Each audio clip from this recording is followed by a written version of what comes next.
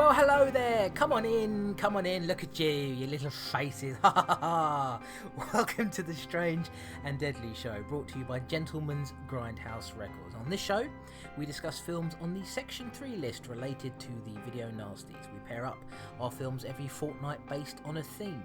You can find out more information about all of our podcasts over at gentlemansgrindhouserecords.com, and you can subscribe on iTunes and via any podcatcher you might be using. And we'll give you that information again and also tell you how you can get your feedback and comments over to us at the end of the show. But never mind all that, it's episode 11. I always say I can't believe we've made it this far, simply because I can't believe that my co-host, who's sitting over there ready to interject, can, well, quite frankly, put up with me for as long as he has. Who have I got over there? You've got Tom Elliott. And you know what I can't believe, Chris? What's that? That, well, the Section 3 Video Nasties list is 82 films. We're on episode 11, 2 films per show. So that pretty much puts us there or thereabouts at the quarter mark. Yeah, I'm quite happy with that, really. Yeah, me too. I think this is, we're going to fly through this. And I know we've got a long way to go, but it just seems that this first quarter has flown. So I'm quite surprised by that. But anyway, how are you doing? Yeah, I'm very, very well. How are you, my friend? I'm good. Did you manage to catch up with Daredevil? I did, yes. I mean, we've been going through it quite slowly because, like I said on the last episode, watching it with the girlfriend, so we're taking it a little bit slow. Her slow ass way to get through it. But got 2 episodes left. I absolutely love the show. I think it's incredible. I mean, I'm a big fan of Daredevil anyway. Big fan of the Frank Miller run on Daredevil. I'm a bit of a comic book guy, well, I'm a geek anyway, but it's also got its own thing, and there's changes and twists and tweaks, but still very, very faithful. And yeah, 2 episodes to go. Going to finish it off this week. And I'm quite happy, actually, that I didn't burn through it really quickly, because I think if I'd had my way, I would have polished the whole thing off in 1 week and been feeling quite miserable about it afterwards. But it's difficult because every episode, I mean, you probably feel this way as well. When each one finishes, you want to see what happens next. Definitely. I think it's a game changer. You know, there's shows like Arrow on at the moment, which is well regarded, you know. And that seemed to be a bit of a surprise hit because everyone was like, who wants to watch Green Arrow? But it's done well. And then you've got shows like Gotham. And I'll be honest with you, I'm a huge Batman fan. Have been for years, like you. Yeah. And it's just not must-watch TV for me. It's all right, you know. I can watch it and kind of enjoy it. But Daredevil, I think, is going to make people sit back and look at what they're putting out and think, man, we got to raise our game. Oh, definitely. I mean, look, I won't go to a big rant about it. I don't like Gotham at all. I'll say this much. I'll say one comment about it, which is just one very singular picky thing, which is that what they've done to Barbara Gordon on that show, it borders on character assassination to me. I mean, if I wrote the character of Barbara Gordon, if I created that character, I think I would be drawing up a lawsuit at this point. I think there's some absolutely dreadful stuff in it, but that's just me. You're right, though. The CW shows like The Arrow, The Flash, and they're fine, but they're more family friendly, whereas Daredevil is very adult, very gritty. It's dark, it's violent. There's still humour in it, which I like, you know, because there's still, you know, it doesn't feel like torture to watch it. There's still a little bit of light in there amongst the dark. And I also love the fact that, having just seen the week before last, I went and saw Avengers Age of Ultron. And I like the fact that Daredevil is very street level, and it's quite modest compared to the Avengers, who most of whom are, you know, sort of reasonably wealthy. Certainly Tony Stark is, and so it's sort of big and glamorous, and there's these people living in very nice houses, and then you've got Daredevil who lives in a shitty apartment, and it's just but it's all connected, of course. So it's yeah, I think it's a brilliant show. As for Avengers Age of Ultron, I'll just quickly say, I mean, you haven't seen it yet, have you, Tom? I haven't, no. Some people have had a lot of problems with it because it's a little bit messy here and there. I have to say, I came out of it absolutely loving it. I was hyped, I was pumped. I've been in a huge Marvel mood since then. It's problematic in some areas. You know, there's a whole subplot with Thor. I won't spoil what it's all about, but it feels very disconnected from the main narrative. So there are issues like that. But in terms of big budget superhero stuff where it's epic and it's energetic and there's great banter, great humour, the special effects, Ultron is a very solid villain. You know, I think it really works. You know, is it as good as the first one? I don't know. I've only seen it once, but you know, I would say this: unless you're going in preparing to be disappointed, I failed to see how you would go in there and not come away, you know, having your breath taken away a little bit, because it's that sort of film. You know, it's just very big and epic and building, and it's building towards the Civil War storyline, of course. So there's some of that is set up in there. I think Captain America 3 will be better, but what we've got there is good. I enjoyed it. Yeah, good. Okay, well, we're not here to talk about Marvel movies, are we? So, shall we? Aren't we, Tom? Because you're absolutely right, sir, and I didn't mean to interrupt you there, but no, we're here to talk about. Well, we've got a double bill, haven't we? As we always have. Why don't you tell everybody what that's all about, Tom? Well, this is our first zombie theme. Now, it's not going to be our last. I think there's going to be at least 2 more shows devoted to zombies, maybe more. I haven't looked at the list lately. But it's our first one, and maybe our worst one, but we will get to that as we talk through it. And we've got 2 zombie movies, very Euro zombie movies, by a couple of directors who, one we've met before on the list, and so let's see if he's raised his game any. Okay, we have got Oasis of the Zombies, which is a Jess Franco movie, and Zombie Lake by Jean Rollan. So 2 very similar kind of sounding zombie movies by European directors. A perfect fit, I think, for the Strange and Deadly show. Absolutely, and also, as we're going to discover as we go through these films and tell you a bit more about them, there's an interesting connection between these 2 directors and indeed these 2 films. So, you know, if you don't know what we're talking about, you know, stay tuned and you will find out some information you perhaps didn't know already, because I certainly didn't know it before I put the notes and stuff together. So, Tom, why don't you tell me, because I'm dying to know. I bet you are. Tell me some more. Tell me some information, Tom. Tell me the story of Oasis of the Zombies, directed by our old friend Jess Franco. Okay. It's also known as Treasure of the Living Dead, or Oasis of the Living Dead, blood-sucking Nazi zombies, and many others, I think. It was released in 1982, and like you said, directed by our old friend Jess Franco, written by Jess Franco and Ramon Lildo. Now, the main plot of Oasis of the Zombies concerns a supply of Nazi gold buried in the desert, 6 million gold to be exact. Colonel Kurt and his party are interested in acquiring the location of the gold from former Captain Blabbert. Kurt meets with the captain, but instead of learning the location from him, he kills the old soldier and takes the map and information away so that he and his party can find it themselves. News of the captain's death reaches his son Robert, presently studying in London. He decides to take a trip to Africa with some of his friends in order to study his father's diary. With his friends in tow, Robert begins reading his father's diary and learns of a battle between the Allies and Germans during World War II. Captain Blabbert and his men had attacked the Germans for the gold, and only the captain had managed to escape with his life, albeit just barely. He was taken in by kindly locals who helped heal his wounds, and his relationship with his nurse produced a son. Having learned about the gold from the diary, Robert and his friends decide to venture out into the location of the buried treasure in order to claim it for themselves.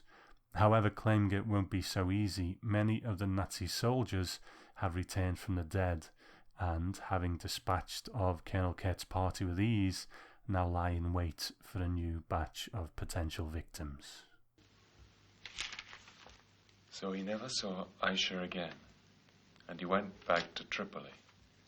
He loved this country, and that's when he found out that the German convoy had been transferring gold out of the country. And you think the gold lies buried in that oasis? I think so. What's the matter with you? Money isn't everything. You think so? Tell me, what's it worth? I reckon about $6 million. Ooh, $6 million. $6 million's a conservative estimate. Could be much more. $6 million a lot. You sure you know where it is? I know the name of the That's Oasis pretty where it is. And isn't love important? Ahmed, how would you translate Hey, that Buster. into Arabic? I'll wait. Forget it. All I have to do now is track down the Sheikh. He knows where the Oasis is. Do you know how to go about it? I do.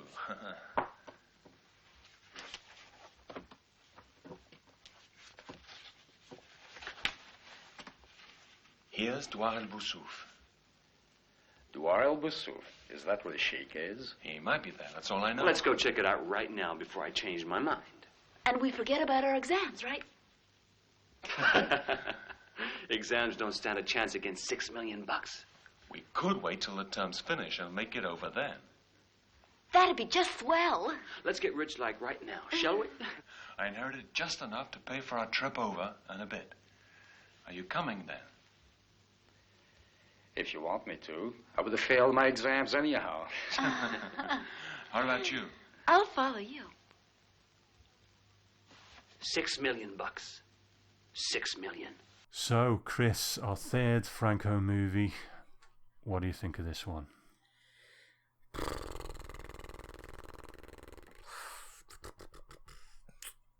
Boring, isn't it? Okay, should we go on to the next one? I mean, look, I don't want to undercut my own review and yours, but quite simply, this film can be summed up, I think, very easily. Some stuff happens at the beginning, and then nothing else happens for 40 minutes, and then there are some zombies, and then some people die, and then nothing else happens until 15 minutes before the end. And that's it, really. That's, you know, that's a summary of what happens in the Oasis of the Zombies. It is a very... you know, I'm sorry if I sound like I'm struggling to find my words. In fact, there's lots of stuff going on in my head. It's just very difficult to order it properly so that I can tell you about this. I don't think it is as a general opinion of the film. I don't think it's his most inept film. I guess quite a lot of people disagree with that. I mean, certainly from the feedback we've gotten since we announced that we were doing this one, and people have sort of have watched it to try and obviously catch up with us. It seems like this is the one that is like the least of the two that we're covering on this show, and I yeah, it's very difficult to say which one of these I would like the least, but it is. There could be kind of a cool idea here, zombies in the desert, you know, crawling out of the sand. I just think that it not very much happens really, and when it does happen, it's not particularly well done. I mean, that's a general sort of, you know, that's the beginning of my opinion anyway. What say you? We're on the same page. I mean, imagine if The Evil Dead spent 95% of its running time with them getting to the cabin, you know, not even at the cabin waiting for stuff to start, but getting to the cabin, going shopping, you know, all this kind of stuff. That's what this movie is like. It's just absolutely, it was a struggle. It was a struggle. This one nearly toppled Brutes and Savages for me as a bottom of the pile one. You know, it starts off okay, you know, two sexy girls in little short shorts walking through the desert. Why they're there, who knows? And a little bit of zombie action. I thought, okay, this looks like some trashy fun. But then nothing else happens. You know, we see this captain who knows the secret of where the gold is getting killed off. And then there's a flashback to him being there originally, which serves absolutely no purpose. I mean, it sets things up a little bit, a bit of backstory, but you don't really need to know. We already know he dies, so what's the point of it, you know? Yeah, it's rather pointless. I mean, like you say, it's a bit of backstory. And I suppose, to be fair to that particular section, there's a very short gunfight that happens between the Allied forces and the German forces. And so there's a little bit of action because there's nothing else happening. Like I said, from that opening with the two young girls you mentioned, once that happens, there's nothing else until about the 40-minute mark. So, right. and within this period, you've had that little piece of backstory where we see what happened to this captain. I have to say, I mean, he didn't go out terribly well, considering all he's been through in his life. For him to get a poisoned pen stuck in his hand, and then to die, I don't think it's a particularly dignified death. I mean, I will say this: Cannibals, or White Cannibal Queen, which is one of the ones we reviewed, I think on our First show. Was it our first show? Right. Yeah. Well, it seems like a lifetime ago, really. I think that is more inept than this.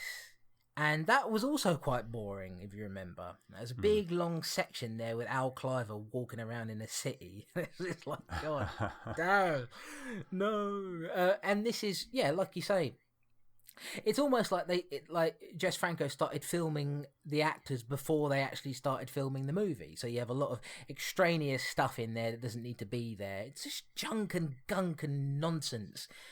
So we get this backstory. So we understand that what the basics are here, which is there's Nazi gold, it's been buried, and these undead soldiers, Nazi zombies as it were, they're not very happy that people want their gold. So it's a basic story.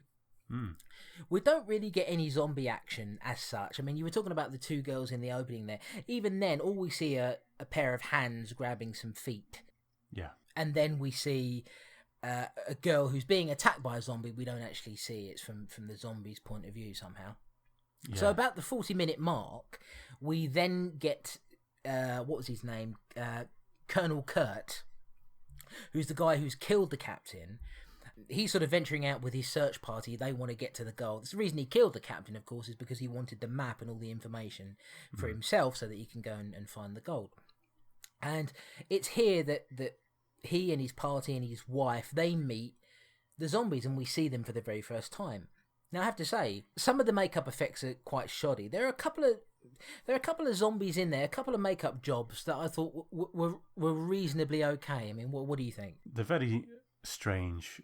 Some of them just look like they're made of papier-mâché, and I kind of justified it to myself that maybe, they're out in the baking sun, so they've got this sort of, dry, baked look to them, but I think it was just they were made of papier-mâché. I mean, one of them looks like Frank Sidebottom. He's just like, this big bulbous papier-mâché head with big massive eyes on it.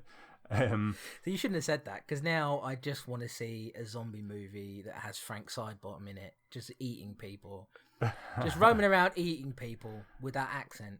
Yeah, no, you're absolutely right. But I will say, for me personally, there were a couple in there that I thought, that's the makeup job on there is decent.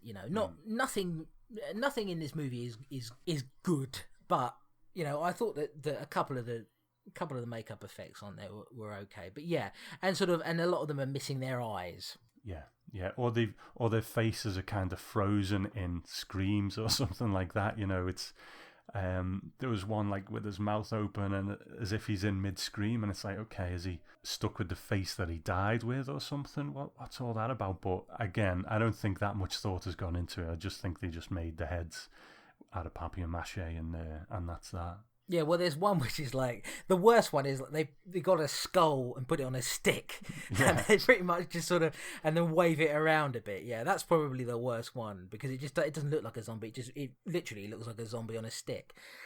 So we get a little bit of zombie death there. Of course, we've also got this young group of people, Robert, who's the son of the captain who was killed earlier on in the film, and his three friends. A young girl and then another guy, and just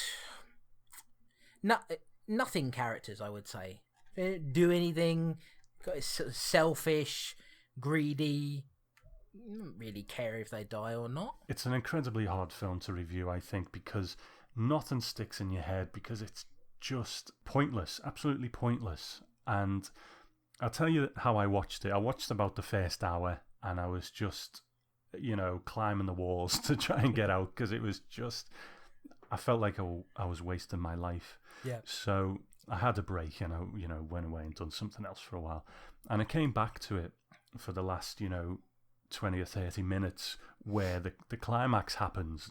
Now we might as well talk about the climax. This probably be quite a short review, to be honest. Where viewed in isolation, and I'm not saying it was good, but the thing it had going for it is it was in the desert. Now, normally zombie movies are in, cities, that kind of thing. And there was this sort of music, this sort of monotonous, like, wow, wow, wow, or something like that. And you see these zombies coming over the dunes, and it was actually pretty good imagery, I thought. Yeah. Man, if this was done better, this would be a great location. But you would have to be quite smart with that because, an urban zombie movie with slow lumbering zombies, you can get trapped, you can get cornered, kind of thing. And that's the whole thing. Whereas in the desert, you could just walk in the opposite direction. Yeah. And it would probably be the desert that would kill you eventually, So, I mean, what do you think about that climax? It's an interesting environment for a zombie movie, I think. A lot of potential there, but sadly quite wasted, I think. The climax is, you mentioned the music there. I have to say that, when people were criticising the Shogun Assassin soundtrack for being like a Casio keyboard kind of thing, this is, it's just a guy hitting a note every 3 seconds, one note. It's okay, but the climax, at least things are moving and there's some stuff happening, so I like that side of it. I don't think the climax, the plan that the characters have at the end is to take some gas canisters which are on their car, they call it a truck, and so then they sprinkle, of course, the gas around them. And then they light it so that there's like a ring of fire around them, and then that's going to prevent the zombies from coming near them. Instead of getting on the car and driving away, which I don't think particularly makes much sense. At first I was thinking, okay, well, I don't know, maybe the car stopped working or something, but it hadn't, because at the end of the movie, the spoilers here, folks, the two characters that do survive, they're driving away on the car. So, my first thought would have been, not... let's take the gas canisters off and make some fire. My first thought would have been, I'm going to get in the car and drive the fuck away because I'm in the desert. And if I drive to another part of the desert, the zombies aren't there anymore. So, there was that thinking going on. Very strange kind of finale to this, really, because what happens is the zombies, of course, as they do, they come in and they massacre almost everybody, except for two characters, Robert, who's of course the son of the captain, and his, I guess, love interest in the movie. And they end up surviving. And what happens is they use fire and they kill a bunch of the zombies, and there is still a lot of them left. And I guess at some point, because they can't get through the fire, they just give up and disappear. And I literally mean disappear, like boom, they're gone. It's very strange, isn't it? Like, there's no real explanation.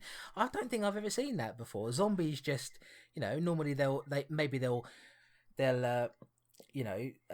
stumble away somewhere. Well, there's a bit of that in City of the Living Dead at the end, isn't it? But yes. Just going back to our climax, they're all sort of huddled together in the desert. They can see the zombies a mile off, apart from the odd one that comes up through the floor. Yeah. And so it is like the equivalent of that scene in Austin Powers where Austin Powers is driving a steamroller at a guy extremely slowly, and the guy stands there screaming for about 30 seconds. That's what this is like. They're all just huddled in a circle, screaming and, trying to get gas canisters, making a circle. And it takes a while, you know what I mean? And you're absolutely right, because they just got in the truck and drove away. Yeah, and like you were saying, I mean, they see them coming a mile away. They've got forever to get away. I mean, really, they've got so much time. They could have got in that car and driven away before the zombies had even made it there.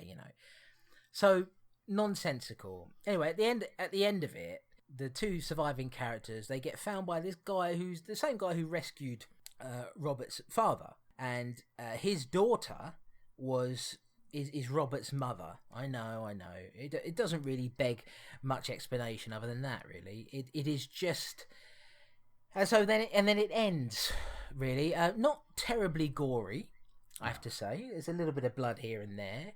If I remember rightly, there's a little bit of, pulling some intestines out. But really, I mean, hard to describe any of those as effects as such. Yeah, I mean, what do you think about this in comparison to White Cannibal Queen in terms of, which of the two is the more inept? For the scenes that this one, I won't say gets right, but are better. That desert scene, that the atmosphere, the zombies walking over the dunes. If you trim the movie down to about 10 minutes, I'd probably, think it was all right. Whereas while White Cannibal Queen was shit, there just seemed to be a bit more going on, even though it was dreadful as well. I would probably take White Cannibal Queen over this one. Yeah, I mean, it's got Al Cliver in it. So I think that in itself is a strength. I mean, I don't know. I still think White Cannibal Queen, for me personally, is a little bit more inept in that the actual filmmaking, if you can call it that, is very weak. And this is, it's got some nice locations in it and everything. I mean, like I say, a pretty interesting and different environment. It's just a shame that more wasn't made of that. Now, I have to say that the copy of this that we watched was sourced from a Blu-ray, and I mean, it looks really nice. It's more than this film deserves, I would say. Definitely, I agree. Just to sum up, I couldn't sit through this again. I could barely sit through it a first time. What a waste of a great location, and having a localized like a haunted oasis where the zombies are. There's potential there if you're a better filmmaker, a better writer.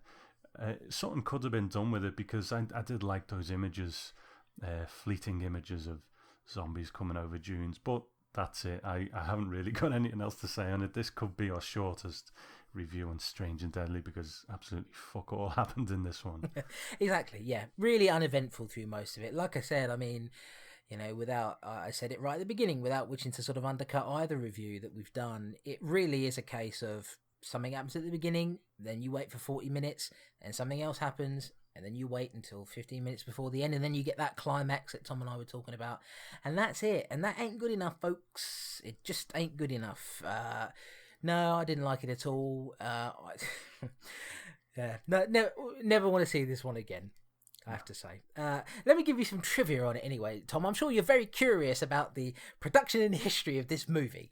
So let me tell you all about it. Now, according to Wikipedia, I can't find a source for this. And sometimes people can edit stuff in on Wikipedia. Who knows if it's true or not? But apparently, Franco filmed another version of this film in Spanish, concurrently with the filming of this French version. This is the one we watched. Supposedly, the reason the Spanish version was filmed is so that it might placate Franco's lover, Lina Romay, who we saw in The Erotic Rites of Frankenstein, in that section that was pretty much bolted on, that had nothing to do with the rest of the movie. The French version, which is considered the true cut, again, that's the one that we watched, and I presume most of you guys out there watched, that had already cast all of its actors, and Franco wanted to cast Romay in the role of Colonel Kurt's wife, who meets a very grisly end about 40 minutes into the film. And so he filmed this Spanish version, which has rarely, if ever, been seen outside of Spain. So the man was filming two versions of this at the same time, which probably explains to some degree, the lack of quality in this one. Franco went under the name A.M. Frank as director on the film, speculatively. This is sort of my speculation, really, because he was embarrassed by the end products. It sometimes is the case that some of these directors who've directed these horrible Euro sleazy movies will go under a different name, an assumed name, because they're embarrassed by the project. Certainly that is a theme that will revisit us again in a few moments. Interesting. I mean, apparently, I managed to find a review on IMDb, a user review from somebody who claimed to have seen the Spanish version, and there are differences, and that person says that it's still not good, but it's a little bit better than this one. Right, okay. Well, I couldn't care less, to be honest, so I'm not going to try and find it and find out. Okay, well, you say that, Tom, but listen, you can find the movie on Blu-ray, released via Redemption Films. Do you remember Redemption? I do, yeah. I think that they're more of a newer label in the US now, but we've known about Redemption here for years and years and years. I remember watching their stuff on Bravo on Sky when I was a lot young, when I was in my teens. They used to have redemption films on there, and they were quite saucy, Tom. And I used to sit there sometimes half naked, ooh, dreaming of the things I would do to those vampire chicks. No longer, unfortunately. Bravo has long been extinguished. Its fire was extinguished many years ago. So, look, the disc is region-free, so it will work in any Blu-ray player or console, no matter what country you live in. It's $12.99 on salvation/films.com. So, if perhaps you want a copy of this film, you are a bloody fool. But if you do want it, you can find it there. Okay, so that was the zombie Oasis, and now we're going to go down the road to the zombie lake. What have you got to tell us about this one? Well, thank you, Tom, for leading me in so magnificently there. Yes, it's Zombie Lake, also known as the Lake of the Living Dead. It was released in 1981, directed by Jean Rollan. It was written, now here's an interesting thing, a connection here, folks. It was written by Jean Rollan and Jess Franco, who of course directed Oasis of the Bloody Zombies. Now, Jean Rollan also has a writing credit on White Cannibal Queen. So, as you can see, there's a bit of a connection there, but there's even more of a connection, which I'll tell you about later on. For now, though, I'm going to read you the synopsis to this film because I'm fucking stupid. So, set in an old village in the 50s, Zombie Lake tells a simple story. It opens with a gorgeous young woman stripping naked and swimming in the titular lake. Seemingly unaware of what lurks beneath the surface, she's grabbed by a zombie wearing a German army uniform, never to be seen again. Her death isn't the only one, as it quickly transpires that more villagers are being killed via bite marks on the neck, or by being dragged into the murky depths of what the villagers call the Lake of the Dead. A reporter comes to the village seeking a hot news story about the recent deaths, and how it relates to the mysterious lake. The mayor of the village, played by Howard Vernon, recounts the story of how the lake came to earn its name, and it begins some years prior with a group of German soldiers surviving a bombing in the village. One of the soldiers helps a woman who is in harm's way and forms a relationship with her, sleeping with her and producing a baby daughter before departing again for battle. The villagers, who at this time have formed a resistance group, ambush the German soldiers one day and kill them all, dumping their bodies in the lake. Thus the lake earned its nickname. The lake has a mysterious power to it that has brought the dead soldiers back to life, and now they return to the village seeking vengeance. In a strange twist, however, the young undead soldier remembers the home of his long-dead girlfriend and returns to find his young daughter Helena there. Instead of chomping down on her as you'd expect, he gives her a necklace that belonged to her mother and remains instinctively protective of her. With the mayor and the villagers seeking to take the zombie group out before they wreak further havoc on the village, it may just come down to the young Helena to provide the key to their elimination. We better face the fact that zombies have declared war. Those two cops were skeptical. Our fate's now in our own hands. We must find a way to safeguard our town from the mad, murdering zombies. We are not powerless. We must act. Let's ambush them if they come out tonight. It's the only way of getting rid of them once and for all. Anybody with a firearm? Better get ready. We'll wait for them out west. I'm sure they'll come by the west lane. Oh, let's go! Yeah! Yeah! Yeah! Let's go! We'll go get them. You're damn right. Let's get rid of them once and for all. Count on me. So, Tom, it's Zombie Lake. Now, I'd seen this one before, actually, many, many years ago on an old Vipco videotape. And I was, probably like yourself at the time, a big VHS collector. And I had various Vipco releases because it was really the only way at the time you could see some stuff, some really infamous stuff that, that you normally couldn't see. And, of course, the Vipco were famously not very good when it came to sourcing good quality prints and things like that. But for example, I owned the Beyond Uncut, and it was a horrible looking print, absolutely horrible, but it was uncut, you could see it. So here we have Zombie Lake, infamous. I'd seen it before, so we're going to have you lead with this one. What did you think of it? I think you could have played me anything after Zombie Oasis, and it would be an improvement, Yeah. So because I watched them pretty much back to back, it comes out on top in that regard. As a film itself, how to say this? You know, I've been looking at the comments people have made on Twitter prior to this recording, and a lot of people seem to be really down on Zombie Lake. And I won't go so far as to say it was good, but I thought it was just shy of okay. And it's a strange one, really, because you look at anything in this film in isolation and it's rubbish. It is rubbish, but it's just got a trashiness about it that I kind of liked. You know, talk about erotic movies last time. There's more eroticism in this one than both that we did last time. So I'm not going to say it was a good movie, but there was some interesting things which I will get into a bit deeper as we go along. But it was a bit of sweet relief after Zombie Oasis. Still pretty boring. I'm going to say that about it. But there was some bits in there that just raised it a bit, which we will get into after you give your kind of overall thoughts. Yeah, well, it was nice to be able to actually see it, because on the Vipco video, of course, the print was horrible. And there were so many, you know, dark, flickery bits, whereas this was, you know, again, sourced from a Blu-ray, so it was really, you know, a very nice-looking version of the movie. I mean, look, it's rubbish. When I saw it the first time, I absolutely hated it. Now, I have to say, look, watching it again, I'm not going to sit and pretend that because I can see the movie a lot better now, all of a sudden I've changed my mind. I mean, you know, it's interesting to me that you say that on Twitter you've seen people are quite down on it. I've actually seen the opposite. There have been a couple of people I've talked to on Twitter who actually seem to really have liked this one. And for me, that I'm not going to say that I like the movie. I think it's quite boring. I think it's a very shoddy piece of work. But when you're following up Oasis of the Zombies, you know, you can only go up from there, really. It takes something extremely, you know, it just takes... I'm making myself laugh thinking about bits from it, you know.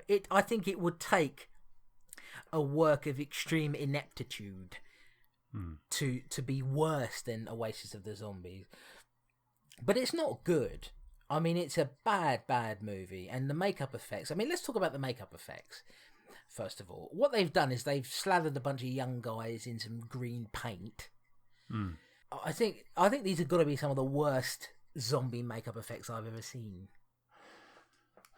Possibly, yeah. I don't know. They didn't grate on me that much because I was very much in that trashy place, you know.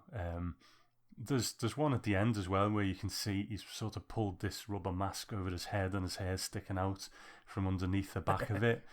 And I don't know whether they just thought in them days, well, you know, it's not going to be that clear, you know, but now we live in the digital age where everything's crystal clear. But yeah, they're not great, but they didn't really offend me that much, to be honest. It was more the pace of it that was the problem for me. I mean, this is the problem, isn't it? You know, there are a lot of bad zombie movies out there. I don't understand why. This is one thing I've never understood about people who make bad movies. If somebody gave me a bunch of money to make a movie, I'm not going to say that I would be better than anybody else because I don't know. I've never made a movie. But one thing I can say is if I haven't got much money and I'm not particularly talented, I'm going to at least try and make something that's very entertaining, because it's like I've always said, a movie can be bad, but if it's bad and boring, that's, for me, that's a lethal combination, you know. I mean, I own plenty of bad movies up there on my shelf I'm looking at now. By no stretch of the imagination could they be called good. But they move, man, you know, there's some energy. I think the problem with both of these movies is that they just have these long, boring sections where it's like, well, it's backstory, but it's not particularly good backstory, and so you're sort of stuck watching that, and you're waiting for the zombies to turn up, and then even when they do turn up, there's no gore. You know, Oasis of the Zombies was not very bloody. This is even less bloody. than that. So it is, when you watch a Fulci film, for example, you watch Zombie Flesh Eaters. Zombie Flesh Eaters is not quote unquote a good movie as such, but there's a lot of stuff happening. And the zombies look great in that movie. They look like they've crawled out of the earth. And when they kill somebody, it's graphic and there's stuff happening, and it's and you're like, ugh, you're sort of repulsed by it, certainly when you first see it. Whereas this is just, you're sort of waiting for a very long time, and it's the same with the Oasis of the Zombies, for a little bit of blood to spurt on somebody's neck, and then they, walk back into the water again, and you wait for the next thing to happen. And I think that's one of the big issues with it. Now, I will say, the story has a very interesting part in there. I mean, these are some of the least zombie-like zombies I've ever seen. In Day of the Dead, George Romero made it look like a lot of work to be able to get a zombie to be somewhat intelligent. These zombies are the most intelligent I've ever seen, because they're pretty much just men walking around with green face paint on. And there's a little bit of that kind of jerky movement going on, but for the most part, not very zombie-like. But there is this interesting part of the story, which is this young German soldier who ends up forming a relationship with this young woman, and they have this daughter. And so when the group of zombies, I can't remember how many there are about 5 or 6 of them, right? Well, he's part of that. He's one of these zombies, and of course he's dead, but yet he remembers as he's walking past the house, this is where my girlfriend used to live. And he walks in there, and there's his daughter, who of course he hasn't seen for many, many years. And he doesn't attempt to eat her or anything. He remembers, oh, that's my daughter, and he hands her a necklace that he has around his neck. So I think it's not done very well at all, don't get me wrong, but I like the idea of the zombie father who remembers his daughter and therefore, doesn't want to kill that, but doesn't want to kill her, instead has some sort of instinctive protective nature over them. I think it, done by somebody who actually knows what they're doing, I think could be quite a cool idea for a movie. Done here, of course, it's very shoddy, because there's nothing zombie-like particularly about this character apart from the colour of his skin, which is green. So a couple of sort of vaguely interesting ideas going on there. Look, compared to Oasis of the Zombies, it's better. But I can't sit and pretend that I understand why some of the people who've contacted me, whose opinions I respect very much, by the way, I can't particularly understand why they like this. It just is, I mean, this is the second time I've seen this now. I've got no desire to see this again. Really don't, it just is. And to me, that's the mark of a movie that's like, I don't know, really. If I've got no desire to see it again, I don't know if it is a good movie or if it did work for me, I'm not going to go so far as to say I want to see this again. If I was there and it was on, I might. But let's run through some of the things that I think are interesting about it, and maybe these are the things that people latch on to that raises it for them. You've already mentioned one of them, this sort of instinctive zombie memory. Like you say, it's been done better by George Romero in Day of the Dead, but it's still something that I think can be really mined for a good zombie story. There might be some out there that I'm not aware of that do it, but I don't know of them. But you're right, something good could be made of that. And I also think, have you ever seen Colin, the ultra cheap British zombie movie? Is that the one with Billy Connolly? No, you're thinking of Fido, I think that one's Fido. called. No, I haven't seen either of them. Well, Colin was it was made for ridiculously cheap, but it's about, there's a zombie outbreak, and this young lad Colin becomes a zombie, and he's going about doing the zombie business, and the film follows him, and it's, for the amount of money it was made with, it's very, very good, and it's one of the best films I've ever seen for showing you that, well, this zombie was a person once, and it had people who cared for him. He had family who loved him, he's done all the things in life that we've all done, went to school and so on. Because zombies very quickly in these films just become cannon fodder. You don't think that zombie number 2 over there is somebody's mother, or someone's brother and so on. And again, there's a slight bit of that in this, where we see that this man, he was a German soldier, but he was capable of love and stuff like that, and he had a relationship with this woman. He was a Nazi, but as we know, in the war there was soldiers who they were fighting for their country that they might not necessarily have. I'm not going to get into all that anyway, but so it's an interesting thing as well, I think, knowing a bit more about this zombie and who he was and why he has this instinctive feeling. So that was one thing for me. Yeah, I have to agree with you. It is. I almost wish the film had been sort of built more around that, because I think that is something that's quite unique, I would say, certainly for the time. This was made in released in 1981. So yeah, something quite different, I think. Yeah. Another thing I kind of liked was that, do you know where this was set in terms of geography-wise? Where's it supposed to be? Is it France or something? I would imagine so, yeah. I think it's supposed to be a French village in the 50s, yeah. Yeah. So the thing is, when the Nazi soldiers were massacred by the villagers, they were actually retreating. They were going to leave. Yeah. And the villagers massacre them and throw them all in the lake.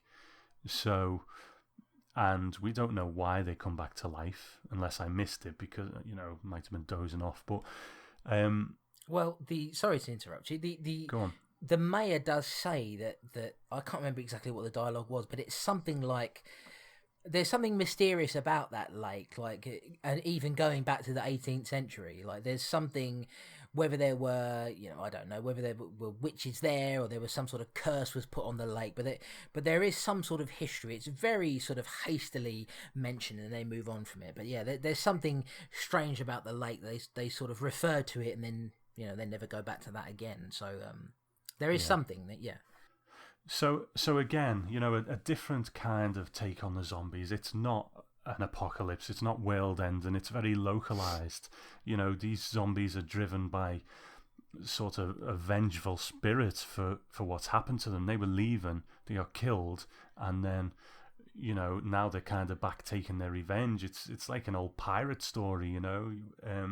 So I kind of like that as well. Again, could be done better, but interesting.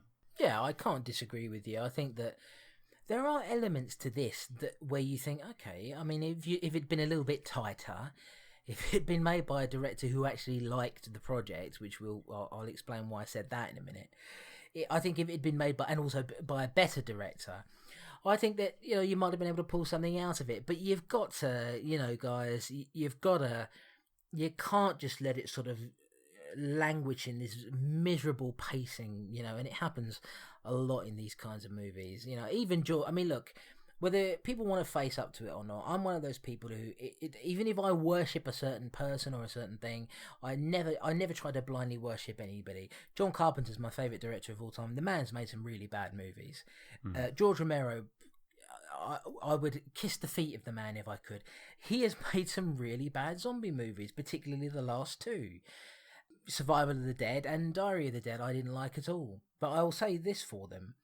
They move, you know what I mean? They move and they there's energy and everything, and it's not great, and the effects are bad and everything, but so you've got to keep the energy up, guys, if it's and make it a little bit more entertaining, and don't take yourself so bloody seriously if the story is is not particularly interesting. I think that's where I come at it from, is the entertainment factor of it. And it seems like I'm on one side of the fence and some people are on the other. Some people seem to find this really entertaining.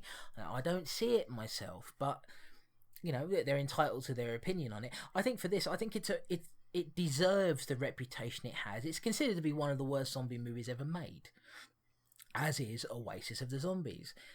But when you compare the two of them, there's just a little bit more here. There is a bit more happening in places.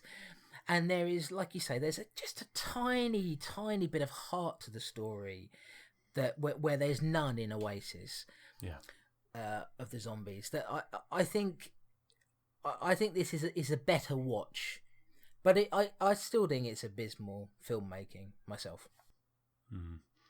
I don't hate it as much as you. I won't even go so far as to say I hate it. I was very mildly entertained by it, very mildly. You know, the things that I found interesting kind of just raised it for me. But, you know, I can't really say much more than that. It was a bit trashier, which was good. You know, the girl at the beginning, and you know the basketball team and stuff like that. That was all good fun. But no, I'm not gonna say any more on it than that. Really, it was better, interesting, but ultimately still a failure. Well, I mean, you took the words out of my mouth earlier on when you said that this film is more erotic than the films we watched on the erotic theme show.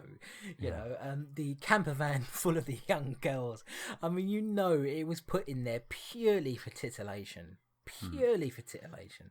And if sorry, go on. Well, I was just going to say, if you're somebody who's offended by that, this is going to be some of the most offensive stuff you're going to see, because, you know, they bring in these, I don't know, 5 or 6 young girls. They get totally naked. Yeah, Jean Rollan has no problem at all filming them from underneath as they're swimming in the water, so you see everything. Everything's on display. You know, it's quite, you know, exploitative, I suppose, in that way. But it's Euro sleaze, isn't it? You know, and I love a good bit of Euro sleaze for what it is. I would say, you know, and they're nice looking women as well and everything. You know, I'm not going to pretend that I'm not a red-blooded male for it, but it, you know. So there's some entertaining bits in there. I've got to give you that. And especially, I mean, that part when those girls turn up, all of a sudden the tone of the film changes completely. The music, I mean, it looks like Carry On Camping or something, you know. And the music, you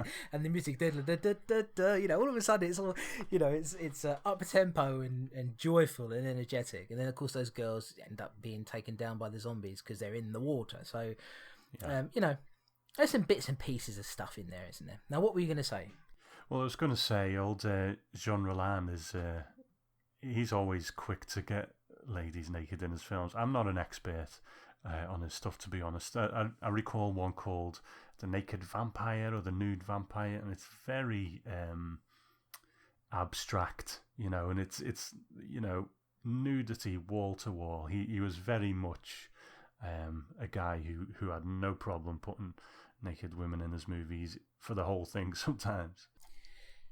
Yeah, absolutely. I mean, look, he specialised in this kind of Euro sleaze, you know, nudie films that were based on some sort of horror theme. I mean, there are a couple of these things that I don't mind. He made a film called The Grapes of Death, which I don't know if you saw. I saw it on the Horror Channel some years ago. I saw it a couple of times, actually, and I quite liked it. It's about it is a zombie movie as well. From what I remember, they're spraying insecticides on plants, and then somehow it ends up turning the villagers into zombies. You know, it's a decent enough effort. And he's made films like Fascination, like you say, The Nude Vampire. It's the sort of stuff this guy did, really, was just making very sleazy films full of erotica and nudity, and, you know, he obviously enjoyed the female form. It's interesting, when you look at his IMDb credits, a lot of his films were made under different names, which suggests to me, certainly based on how he feels about this film, that perhaps he wasn't always so proud of a lot of the things he did. Right. But again, I don't, you know, that might be me speculating. But yeah, you know, I don't think Jean Rollan is a very good director at all, but he did make a couple of very sleazy things where it's like, you know, I'd be happy to own some of this stuff just because it's cheesy and sleazy and a bit very much of its filmmaking of its time, I think I would say, of its era. So anything else to say about this one, Tom? Not really. It kind of ends on a strange one. The young girl lures her dad and his zombie friends to a house where she makes them drink blood. I'm not quite sure what the significance of that was. No. And then they just get torched by everyone with flamethrowers. So very odd. But, you know, not much more to say, really. I mean, kind of a cool idea there where these zombies are completely resistant to bullets. So you can't shoot. I mean, I don't think anybody actually tries to shoot them in the head. I mean, some of these guys have an aiming even a stormtrooper would laugh at. Yeah. But it Yeah, but they can't seem to be killed by anything. And then the reporter woman who has come to town to write a story about all of this, she comes up with the idea of burning them with fire. And what a strange character she is, because she sort of comes in and, you know, it seems like she's going to do something quite important. And then she ignores this guy's advice. So, you know, she goes off and tries to take a picture of one of the zombies and ends up getting killed very quickly. One of these things where a lot of these directors, they don't really care about characters very much, do they? It's all about the set pieces, isn't it? And we see that a lot with Gialli and Argento and even Bava to some extent, but anyway, I'm comparing Zombie Lake to an Argento film. I think it's time that we get out of this one. Let me give you a little bit of trivia on this. Not a lot of trivia on either of these, but now I was talking about a connection between Jean Rollan and Jess Franco, and of course we saw it with the writing credits. Jess Franco is credited as a writer on this, probably because Jess Franco was originally in place to direct this film, and he was replaced by Jean Rollan shortly before production began. Now, Rollan would later admit that he was embarrassed by this film, by this script. He regretted taking the job, which is why he went under the name J.A. Laser for this film and not his normal name. And I guess it came out years later and he admitted it. Yes, it actually was me who directed the movie. Franco still has a writing credit on the film. So it is quite interesting that even Jean Rollan himself, by his very own low standards, was not very fond of this one. And one final piece of trivia here, again, cementing this interesting connection here, is that if there are similarities with Oasis of the Zombies, they aren't just on the surface. Much of the same crew worked on both movies. So I would imagine Franco had his own crew, of course, that he used on Oasis of the Zombies, then came to work on this one, but then was replaced by Jean Rollan and they kept the same crew. So effectively, this film was kind of shot with most of the same people who worked on Oasis of the Zombies. So that is interesting because thematically they're quite similar, aren't they? I suppose, yeah. But I think from what we've seen, even if it's just minor, I think I'm in the Jean Rollan camp. I think it's a bit better than old Jess. Oh, absolutely. And I will say, without a doubt, I think I've liked more Jean Rollan stuff over the years. You know, I'm not saying either one is great, but I think Jess Franco has... I think they both got a lot of clunkers in their filmography. I would say I've been a bit more entertained by some of Rollan's stuff. So look, guys, if you want this movie, and it seems like, again, based on some of the people I've spoken to on Twitter, they like this one more than Oasis. But like Oasis of the Zombies, Zombie Lake is available on Blu-ray from Redemption Films, and it's a region-free disc as well. The release cost $12.99, the same as Oasis of the Zombies, and you can grab that from salvation/films.com. So I guess Redemption Films has been kind of releasing some of this Euro horror recently on the Blu-ray format. I had a quick look at we're not affiliated with them, by the way. I'm just telling you where you can get it. Just because I was sort of interested to see if, you know, if these releases were meant for America only, and indeed they're not. Now, not all of their stuff is region-free on there. I had a quick look at some of the stuff, but they got some cool releases on there. Some films that are actually, you know, pretty cool. But these two are both $12.99 a piece, and they are region-free. So, you know, if you like either of these, if you buy Oasis of the Zombies, you need to see a psychiatrist. You know, get in touch with me. I'll sort you out, dear boy. That sounded a bit pervy, didn't it? I didn't mean for that. So that's it, guys. That's the end of our reviews of these two masterpieces of zombie cinema. Tough one this week, you know, just to be so bored.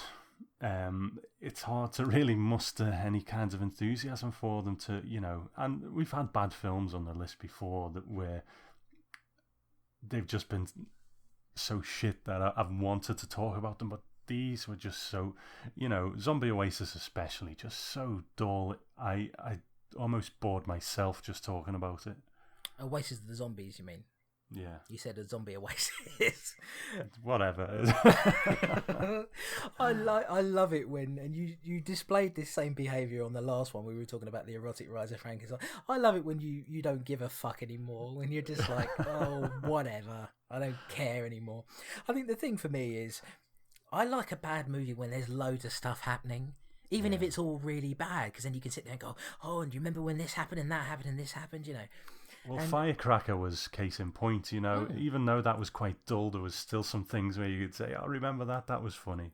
Yeah, I mean, you know, the whole knife play sex scene was... Yeah. It's really something you can talk about. It's a real highlight. And unfortunately, these don't really have any, you know, major bits that we can talk about. But there you go. I mean, look, not our best zombie double bill. I think we probably have another bad one to come. But we do have a Romero double bill to come as well, because for some reason they decided to put 2 zombie masterpieces on this list. For some strange reason, it doesn't really make sense to me. So hey guys, it's not all bad, but I am sorry. I want to apologise to everybody for those of you who were forced to sit through Oasis of the Zombies. You have our extreme apologies, but Tom and I didn't make it, so you know. There is that. Right, so it's time to get to the feedback section. Now, Chris Brown, don't have a frown, because we're about to play your feedback that you left for us. Of course, Chris, whenever he can, which is most of he's only missed a couple because he was busy moving, has left us some audio feedback talking about these 2 movies, and we're going to listen to that right now. Hi chaps, it's Christopher Brown here. Just giving you some feedback on the 2 films you've talked about today. I think it's fair to say that I am a bit of a Euro cine fan. You know, I had a bit of a cinema beast period in my early 20s. When I was watching a lot of these kind of strange, erotic horrors, and they're quite unusual and weird and feel a bit off. And Euro cine was really the home for a lot of this stuff. And Jess Franco is intrinsically linked with that time and those kind of films, but a lot of the stuff he created was awful, really awful. And I think when I say I'm a fan of Euro cine, and I've got a soft spot for people kind of look at me like I've got 2 heads a bit. But I think let me explain it by using these 2 films. First off, Zombie Lake, which is the better of the 2 movies, despite being completely inept in terms of how it's been put together. Shoddy, I think, would be the best way to describe it. The story itself is pretty basic, and it takes a long time to tell it. And it's very slow, and the special effects are just dire. I mean, the makeup on some of those zombies are awful. I had it up on a projector, and you can even on DVD quality, you can really see the fact that lad's just got green paint just coming off him because of the water. But at the same time, it's kind of obviously, you know, it's ladled with massively exploitative nudity, which is just hilarious. It's also got this weird tone to it and shift. Only in those films at that time and Euro cine films would any horror film finish with a young girl crying because of the death of her undead father. And that's not a spoiler, I don't think. But it just tonally feels so weird and quite avant-garde, and with like these really strange pretensions at art, despite the fact that it's just utter trash. And that kind of juxtaposition I always really enjoyed. Also, you've got Howard Vernon in the star role, who obviously people may know from Delicatessen, but also he was in Jean-Luc Godard's Alphaville, so, you know, quite highfalutin as well. I think he was in a Woody Allen film as well. But obviously, you know, he made his bread and butter as everyday money, just appearing in these trashy films for people like Franco. Obviously, this was directed not by Franco, but by Jean Rollan. But at the same time, I think it'd been lined up for Franco, and then he just didn't do it at the last minute. I think Rollan did a better job than I think Franco would have done, based off the other film on the list, which I think is the film that always gets thrown back at me when I say I like this kind of stuff, which is a Franco film. And Oasis of the Zombies is dire. I mean, really poorly put together, and it's Franco at its worst when he's bored and he just can't be bothered, and that plays out with this film definitely.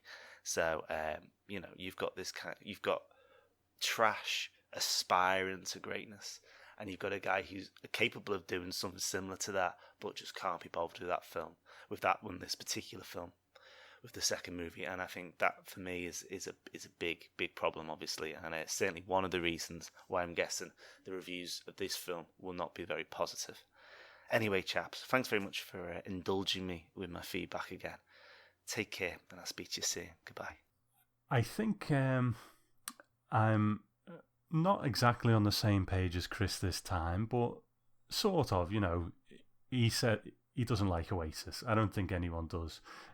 But he has an appreciation for Zombie Lake. And here's the thing, if someone came to me and said, you know what, I really like Oasis of the Zombies, or whatever the fuck it's called, and I would say to them, you're insane, But if someone came to me and said, I like Zombie Lake, like Chris has with his feedback, I can't argue with them, to be honest. I think, fair play to you. I'm not exactly on the same page, but I'm almost there. So, that's fair enough.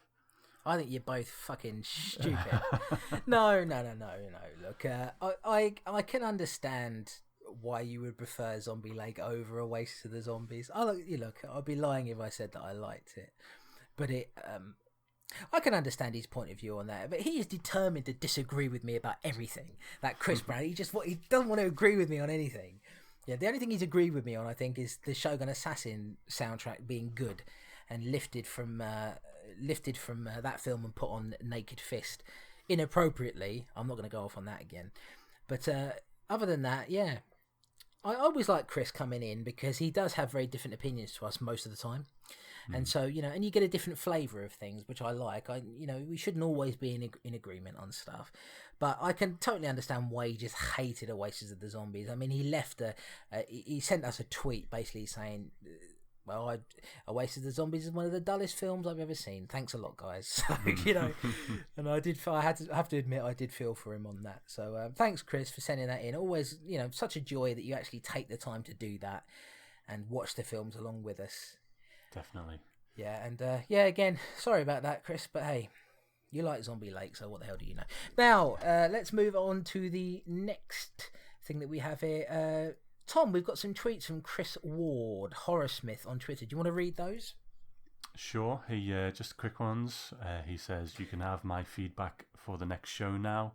Zombie Lake is shit.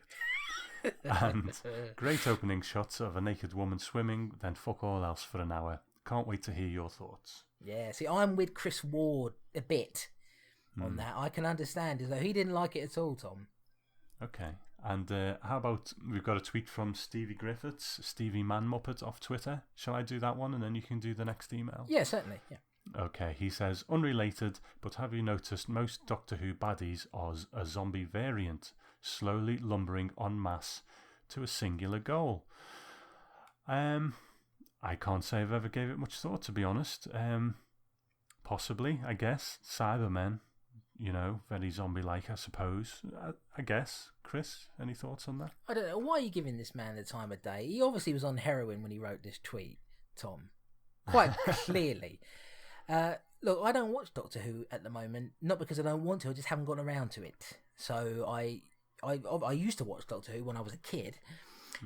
But if we're talking about I guess he's talked about the most recent Doctor Who, and I haven't, apart from some of the Christopher Eccleston episodes, I haven't seen any more of it. So I can't speak to that, really, to be honest with you. I would imagine, based on the sheer breadth of choices you have there's so many different Doctor Who baddies, that there must be somebody in there who's a bit zombie-esque. Great, thanks for that, Stevie. And next we have an email from our old friend Victor in America. Yes, and I will read that for you. He says, greetings, gentlemen. First and foremost, I want to say welcome back, Chris. It's good to hear you and Tom back in action once again. Cheers to you, good sir. I hope all is well. Now, I had intended on writing a long-winded review of each film, but there really isn't much to say. Zombie Lake was the better of the two, in my opinion. There were a few moments where I caught a few of the actors blinking when they were supposed to be dead, which I found amusing. Can't say I noticed that myself, but I'll leave Oasis of the Zombies alone because, well, it's just terrible. That's all I've got for today, gents. Keep up the great work, and I look forward to many more episodes to come. Your friend in the States, Victor. Yeah, I think we pretty much agree with everything you said there. Yeah, definitely. I didn't see the blinking either, but I'll take your word for it.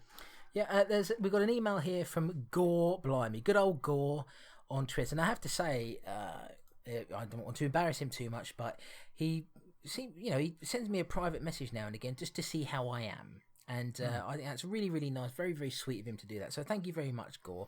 I wish I knew what his real name was instead of walking around calling him Gore. I'm Gore, okay? Gore Blimey, all right? I'm the Gore boy, or was anyway. I realise calling myself the Gore boy when I'm nearly 32 is a bit weird. But, you're not the Gore. Anyway, sorry, I'm going off on a tangent there. Why don't you read the email from Gore Blimey, Tom? Great to hear you'll be talking about Zombie Lake. I couldn't resist commenting. After all, it's one of my favourite zombie movies of the 80s. Wow, I wasn't expecting that. Okay. He says, I know, but let me explain. We have a group of Nazis who get killed by French villagers and thrown into a lake, and many years later they return. I have no idea why, just as I have no idea why the lake seems to have had white tiled walls with exit signs and lane markings. The zombies emerge from the depths in their surprisingly well-preserved uniforms, with green faces, pink hands, and stuck-on plasticine eye deformities, and off they go in search of local villagers to cuddle, especially the local ladies who are unable to run fast because their clothes keep falling off. We notice the zombies' curse doesn't seem to rub off on the villagers, which is more than can be said for the green face paint. Highlights have to include the cavorting couple in the barn with their terrible-looking nylon wigs, the blood-squirting eye injury where we can clearly see the plastic tube supplying the red liquid, and the mayor's parlour where we get a good old look at the crew and filming equipment in a big ornate mirror, especially as they obviously realised their error, and instead of reshooting, they kept it in but simply threw an old sheet over the mirror for the next scenes. Nice. So what's the appeal of Zombie Lake? Well, all the things I've just mentioned for a start. Surely you can't dislike this one, Chris and Tom. It's so ridiculous, it's almost a classic. But the most implausible thing of all about it, what on earth was it doing on the Section 3 Video Nasties list? Fabulous podcast, guys. It's always a real pleasure to listen. You make my drive to work so much more enjoyable. And that's from Gore Blimey, goes by the name Double Agent 73 on Twitter, and his blog is called goreblimeyblog.com. You see, the way Gore speaks about it, he speaks about it the same way you speak about something like Pieces, the fun, trashy, silly shit, but fun. And, great. If he appreciates it in that way, that's great, but it never really went that far from me. It was more like the shit things were just shit, and obviously I disagree with what Gore's saying, but I appreciate where he's coming from. If it works on that level, it works on that level, but it just didn't come through that way for me. Yeah, I mean, I love it when people are passionate about things. So it's great to read that. I mean, he says here, so surely you can't dislike this one, Chris and Tom. I mean, I did dislike it. I don't. Yeah, he lists all the things that he personally finds entertaining about it, and when you read it on paper, it sounds great. But then, actually watching it, I'm not getting that feeling of being entertained from it that he is. I mean, the way he speaks about it, it makes it sound as if it's something fun and trashy and energetic, like Return of the Living Dead, for example. And I'm not seeing any of that there. I still found it to be quite boring, and I don't know, just one of those things that perhaps wasn't quite for me. And he says here, what on earth was it doing on the Section 3 Video Nasty list? Well, what is anything doing on the Section 3 Video Nasty list? Why are two of the best zombie movies ever made, Night of the Living Dead and Dawn of the Dead, why are they on the Section 3 list? You just don't know the thinking behind these things. They make a lot of sense, really. But look, glad you enjoy it. Even better, you seem to really love the podcast, which is wonderful. It's nice to know we make your commute to work that much more enjoyable. And if you follow Gore Blimey on Twitter, it's at doubleagent73. Every Sunday he live tweets himself listening to The Archers on the radio, and you can go on there, you can read all of that, and then afterwards you can shoot yourself in the head. Now, I've got an email here from Carl Bennett. Good guy, always talk to him about gaming and stuff on Twitter. He says, "Hey guys, I've remembered to send feedback in 2 shows in a row. My memory must be improving. But anyway, here is my 2 cents on Zombie Lake, which I believe he just watched today, actually. So thank you very much, Carl, for the dedication. Wow, this was a big steaming pile of dog shit. I enjoy a good bad movie as much as the next guy, but this was horrible. If someone asks me, do you want to watch a movie about zombie Nazis, I would have visions of Dead Snow or the Wolfenstein game series. Now, the Nazi zombie genre is dead to me. I'm hardly surprised the director wanted his name taken off the credits. If I was him, I think I would have looked for an alternative career.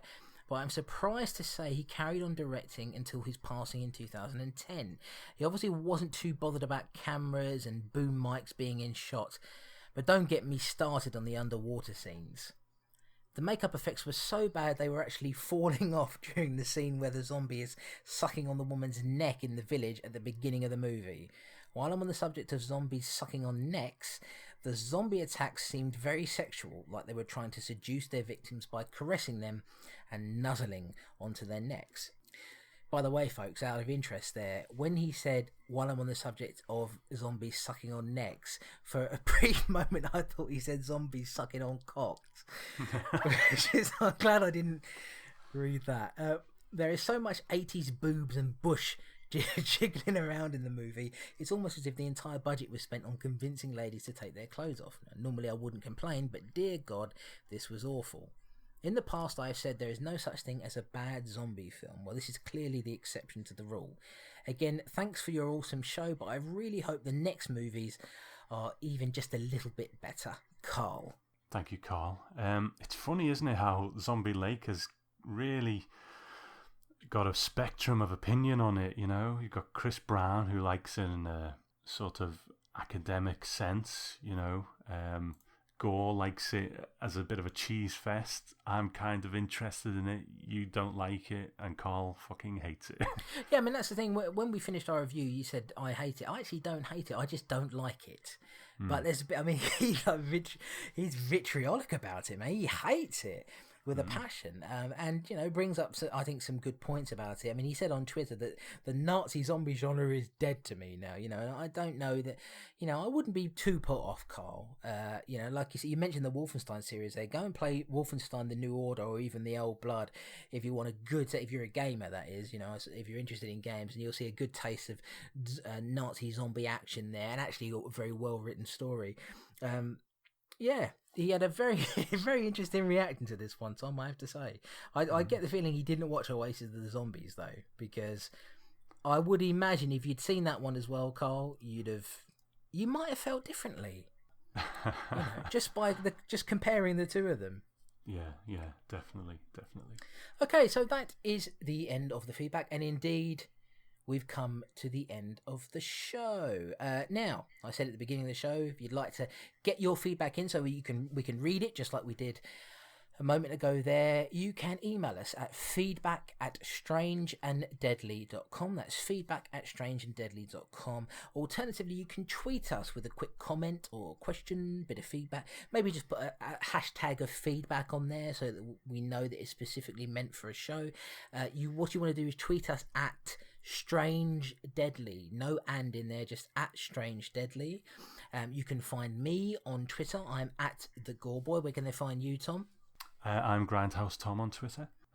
And of course, you can also go to the website gentleman'sgrindhouserecords.com. There's more than just the Strange and Deadly show. There's a whole bunch of podcasts there, including Tom's podcast that he works on. What's that all about, Tom?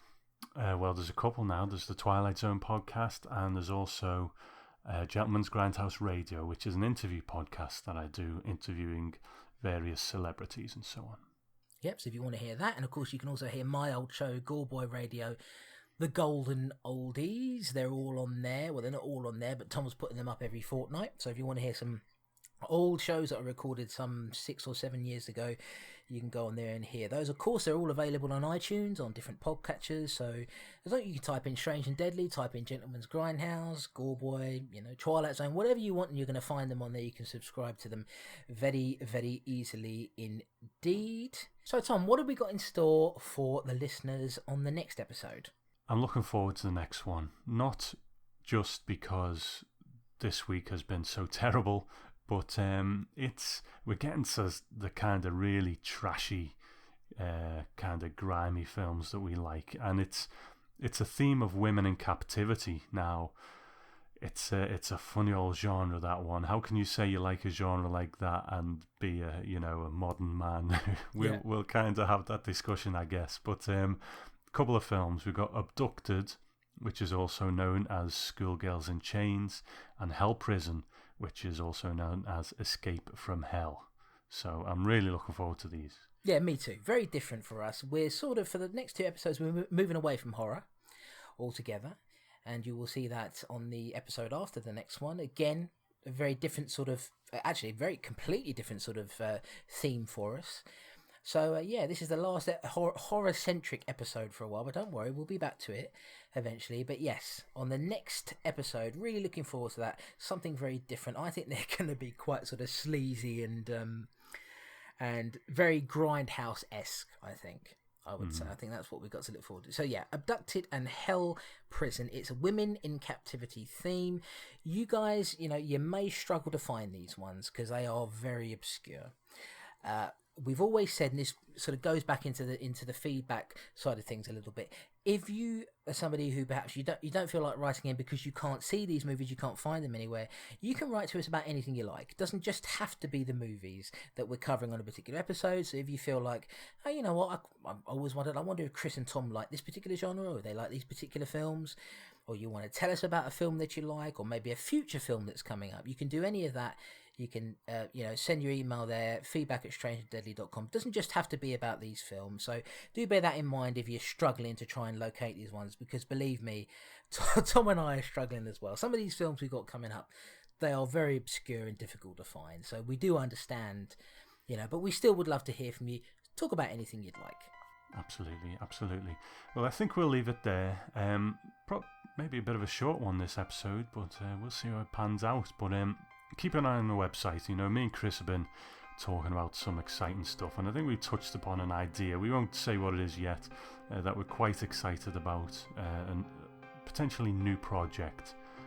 So, keep listening, tell your friends, give us iTunes reviews. We always appreciate them, and we will see you next time. Absolutely. Bye for now, dear listeners. Bye-bye. Bye.